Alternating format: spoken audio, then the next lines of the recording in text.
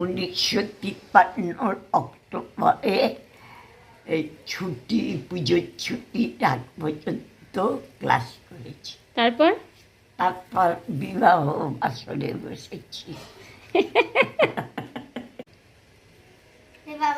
কোন ক্লাসে পড়তে?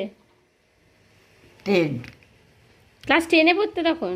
10-এ ধারা 6 4 8 5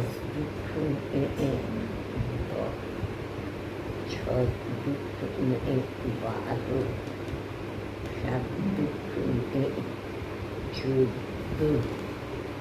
8 16 3 1 2